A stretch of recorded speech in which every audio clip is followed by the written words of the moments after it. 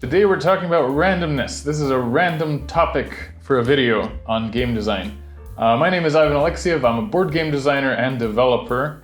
And today we're going to discuss everything about randomness. So the different types of randomness, ways to mitigate randomness, why you want randomness in your game, and how randomness can sometimes be frustrating whilst at other times exciting. So let's start with the different types of randomness. There are two types. I believe they were categorized this way by Jeff Engelstein, and they are input, which is pre-luck. You can also hear it called that way, and output randomness, or post-luck. And it is just based on where the randomness is and where the player decision is. So input is first you get the randomness, and then you have a decision. So this could be you draw cards, which is a random draw, and then you choose which card to play. It could be you rolled a die, and then you choose where to place that die. But typically this type of randomness is gonna feel a little bit more strategic, because you have a reaction time. Something happens and you react to it. On the other hand, we've got output randomness, and output randomness is you make your decision first, and then you get randomness. So this you'll see in things like RPGs, where you decide, I am gonna attack, and then you roll, and depending on your roll is what happens. Output randomness is going to be seen as a little bit more random, and it can be a little bit more frustrating for players, right? Okay, so these are the two types of randomness. Let's talk about where you want to use randomness or different ways to use it. And let's start with first just getting a different setup, changing the game state. In a board game, or there's like procedural generation in video games, but just changing around how the game starts.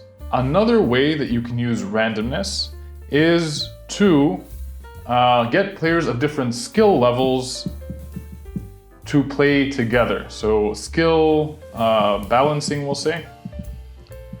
And here, I don't want you to get it mixed up. More random doesn't necessarily mean less skillful. So if we have, say, skill and luck, there are games that are high in luck, high in skill, low in luck, low in skill. Like for instance, low in luck, but high in skill would be like chess or Go. There's like no luck there. Low in luck and low in skill would be tic-tac-toe. High in luck and low in skill would be your family weight games like Ticket to Ride or Catan.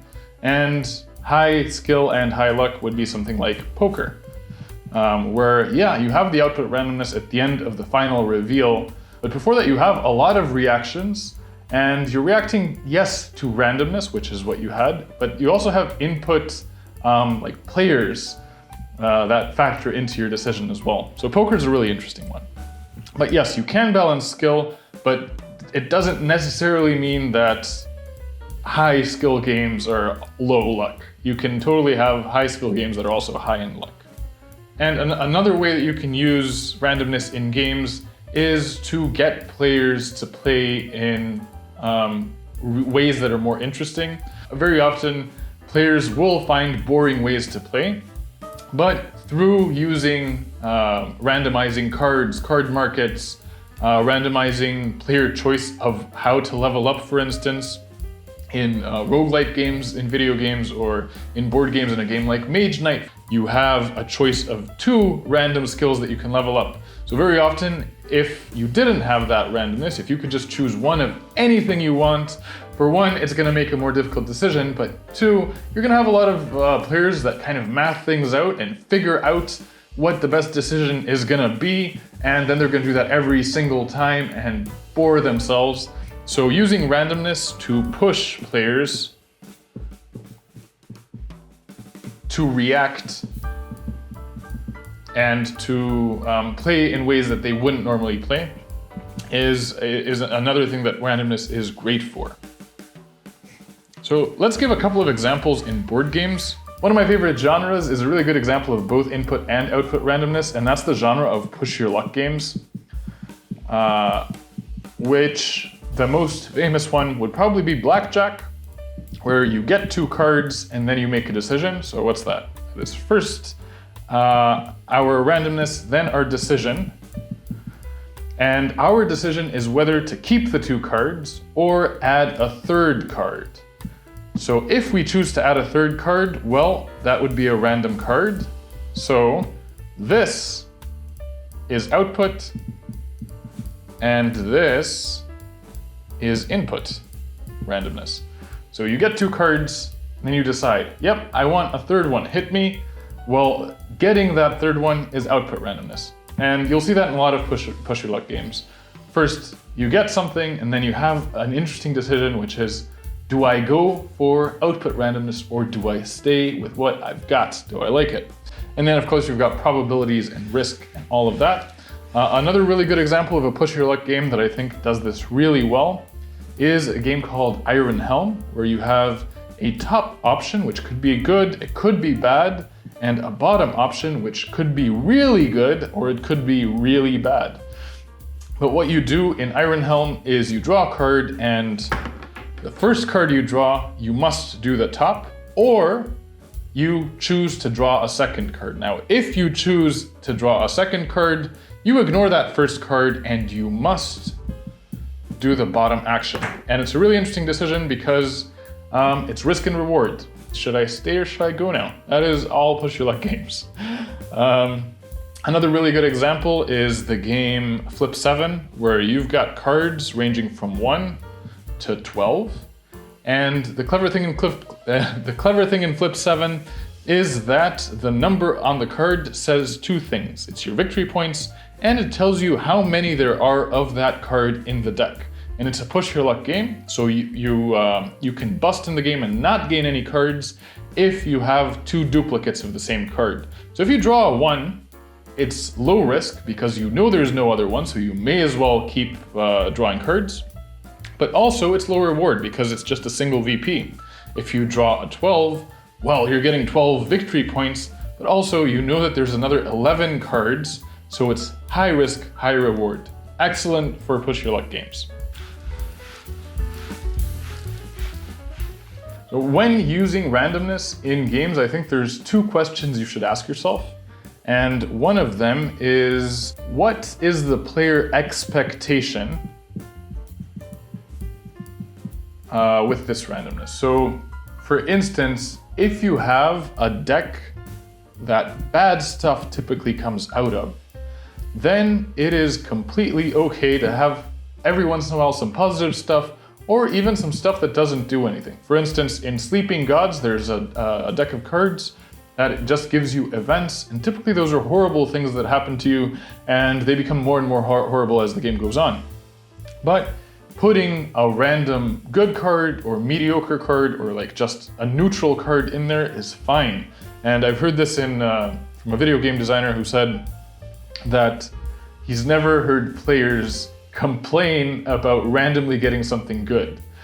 Because if you do the opposite, you have something that players expect is good, and you put in, say, a neutral card, which does nothing, or a bad card, players will be furious. On the other hand, if you have a deck that's good things, and you put something that may or may not be good, then players may be furious, but it is a little bit more acceptable. So for instance, in the game Viticulture, there are winter visitors and summer visitors, which are cards that kind of give you points or give you a little boosts, but you may draw a card that you just haven't played towards, and it can feel really bad because it's like, well, I drew this card and I have no use for it because I didn't know I would draw it and I haven't played towards it. I've heard the same critique of intrigue cards in Dune Imperium, where, yeah, they could be great, they could not be great just based on your situation.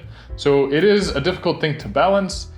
This is more permittable than this though. So having neutral cards or bad cards in a deck that's meant to be good can get players really frustrated with you.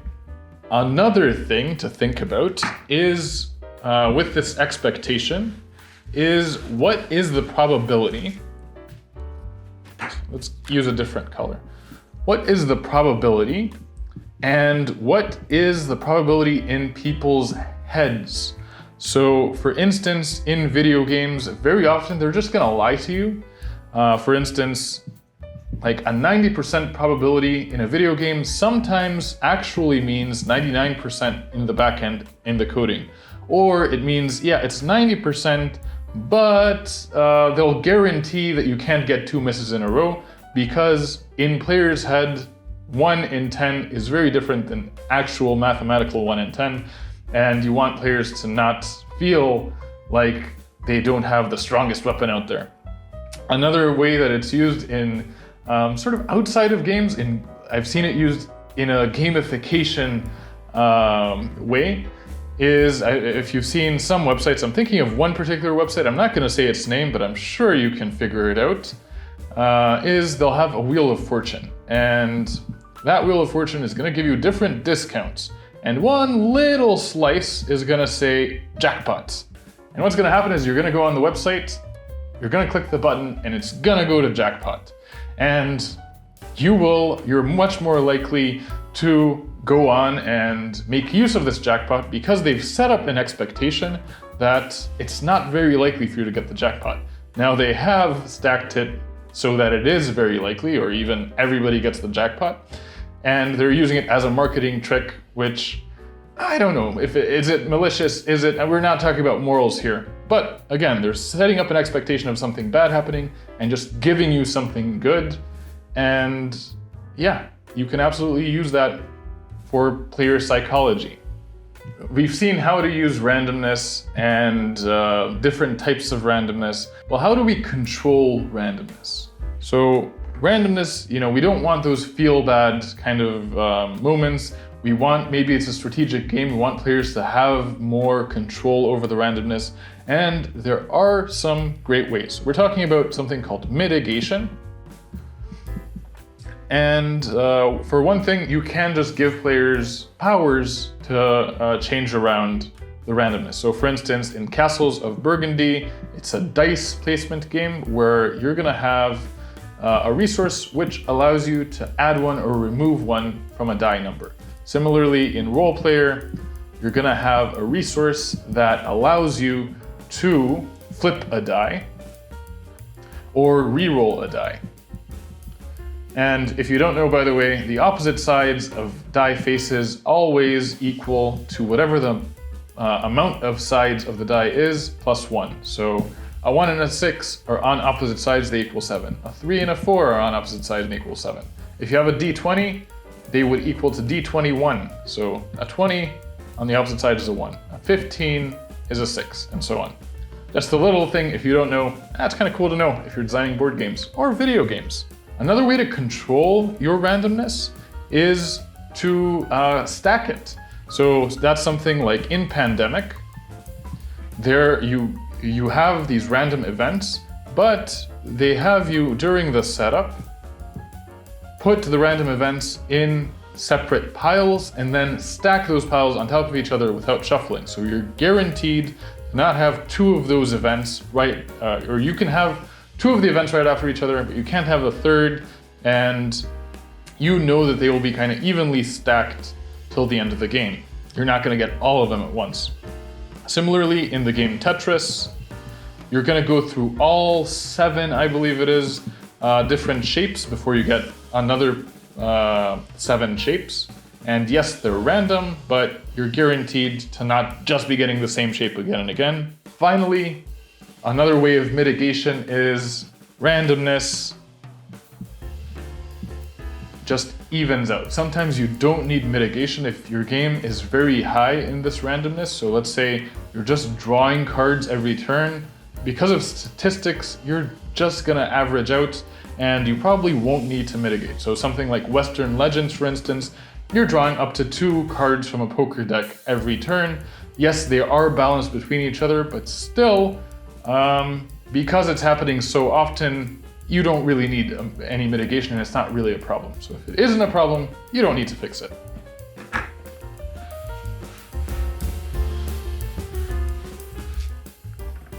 Okay, so randomness, it's very useful. Be careful how you use it. It can get players to play in more interesting ways. It can level the playing field. It can just be a little bit of spice in your game. And it's what makes games games. Like, it's something that you don't have in movies, you don't have in books. You're not gonna rewatch a movie and get a different outcome. So hopefully this was useful to you.